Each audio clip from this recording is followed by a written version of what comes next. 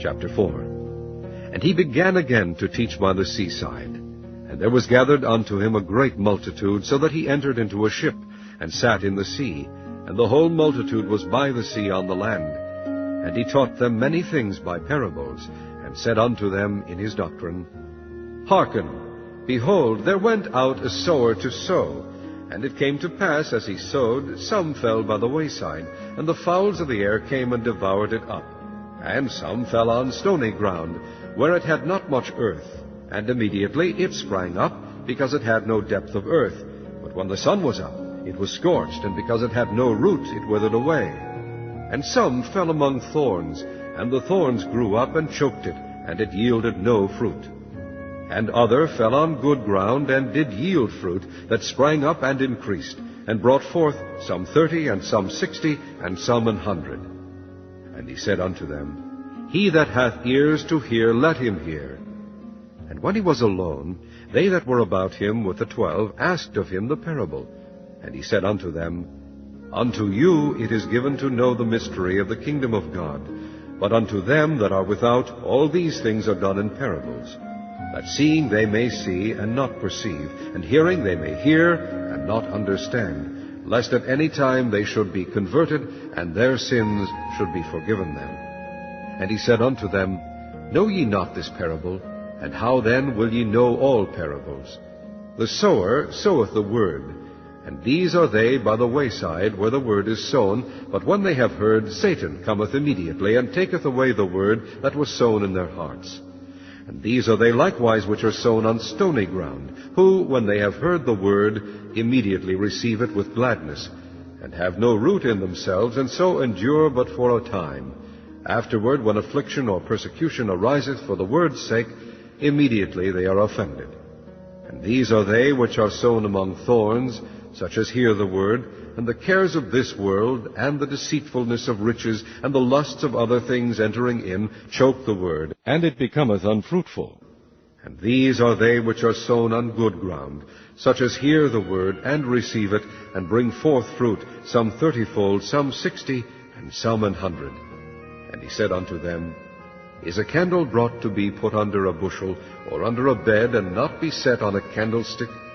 For there is nothing hid which shall not be manifested, neither was anything kept secret, but that it should come abroad. If any man have ears to hear, let him hear. And he said unto them, Take heed what ye hear. With what measure ye mete, it shall be measured to you. And unto you that hear shall more be given. For he that hath, to him shall be given. And he that hath not, from him shall be taken even that which he hath. And he said, So is the kingdom of God, as if a man should cast seed into the ground, and should sleep, and rise night and day, and the seed should spring and grow up, he knoweth not how. For the earth bringeth forth fruit of herself, first the blade, then the ear, after that the full corn in the ear. But when the fruit is brought forth, immediately he putteth in the sickle, because the harvest is come. And he said, Whereunto shall we liken the kingdom of God? Or with what comparison shall we compare it? It is like a grain of mustard seed, which, when it is sown in the earth, is less than all the seeds that be in the earth. But when it is sown, it groweth up, and becometh greater than all herbs, and shooteth out great branches, so that the fowls of the air may lodge under the shadow of it. And with many such parables spake he the word unto them, as they were able to hear it. But without a parable spake he not unto them. And when they were alone, he expounded all things to his disciples. And the same day, when the even was come, he saith unto them, Let us pass over unto the other side. And when they had sent away the multitude, they took him, even as he was, in the ship. And there were also with him other little ships. And there arose a great storm of wind, and the waves beat into the ship, so that it was now full.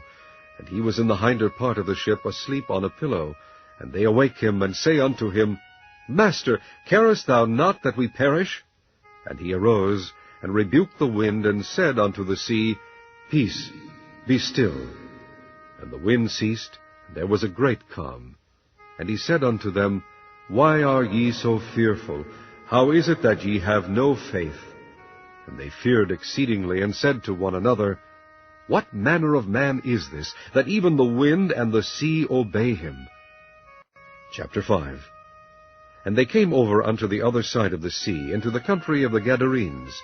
And when he was come out of the ship, immediately there met him out of the tombs a man with an unclean spirit, who had his dwelling among the tombs.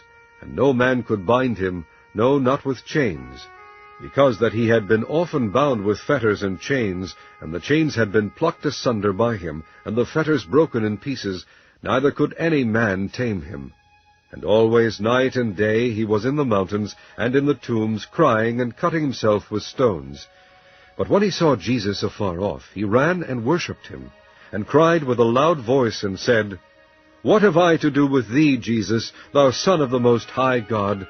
I adjure thee by God that thou torment me not. For he said unto him, Come out of the man, thou unclean spirit. And he asked him, What is thy name? And he answered, saying, My name is Legion, for we are many. And he besought him much that he would not send them away out of the country. Now there was there nigh unto the mountains a great herd of swine feeding. And all the devils besought him, saying, Send us into the swine, that we may enter into them. And forthwith Jesus gave them leave. And the unclean spirits went out and entered into the swine, and the herd ran violently down a steep place into the sea. They were about 2,000, and were choked in the sea. And they that fed the swine fled, and told it in the city and in the country. And they went out to see what it was that was done. And they came to Jesus, and see him that was possessed with the devil, and had the legion, sitting and clothed, and in his right mind. And they were afraid. And they that saw it told them how it befell to him that was possessed with the devil, and also concerning the swine. And they began to pray him to depart out of their coasts. And when he was come into the ship, he that had been possessed with the devil prayed him that he might be with him. Howbeit Jesus suffered him not, but saith unto him, Go home to thy friends, and tell them how great things the Lord hath done for thee, and hath had compassion on thee. And he departed, and began to publish in Decapolis how great things Jesus had done for him. And all men did marvel. And when Jesus was passed over again by ship unto the other side, much people gathered unto him, and he was nigh unto the sea. And behold, there cometh one of the rulers of the synagogue, Jairus by name. And when he saw him, he fell at his feet, and besought him greatly, saying, My little daughter lieth at the point of death. I pray thee, come and lay thy hands on her, that she may be healed, and she shall live. And Jesus went with him, and much people followed him, and thronged him. And a certain woman, which had an issue of blood 12 years, and had suffered many things of many physicians, and had spent all that she had, and was nothing bettered, but rather grew worse, when she had heard of Jesus, came in the press behind, and touched his garment. For she said, If I may touch but his clothes, I shall be whole. And straightway the fountain of her blood was dried up, and she felt in her body that she was healed of that plague. And Jesus, immediately knowing in himself that virtue had gone out of him, turned him about in the press, and said, Who touched my clothes? And his disciples said unto him, Thou seest the multitude thronging thee, and sayest thou, Who touched me? And he looked around about to see her that had done this thing. But the woman, fearing and trembling, knowing what was done in her, came and fell down before him, and told him all the truth.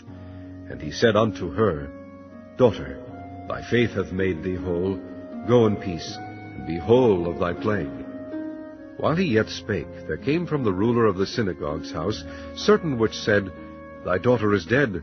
Why troublest thou the master any further? As soon as Jesus heard the word that was spoken, he saith unto the ruler of the synagogue, Be not afraid, only believe. And he suffered no man to follow him, save Peter, and James, and John the brother of James. And he cometh to the house of the ruler of the synagogue, and seeth the tumult, and them that wept and wailed greatly. And when he was come in, he saith unto them, Why make ye this ado, and weep? The damsel is not dead, but sleepeth. And they laughed him to scorn. But when he had put them all out, he taketh the father and the mother of the damsel, and them that were with him, and entereth in where the damsel was lying. And he took the damsel by the hand, and said unto her, Talitha cumi, which is, being interpreted, Damsel, I say unto thee, arise. And straightway the damsel arose and walked, for she was of the age of 12 years. And they were astonished with a great astonishment. And he charged them straitly that no man should know it, and commanded that something should be given her to eat.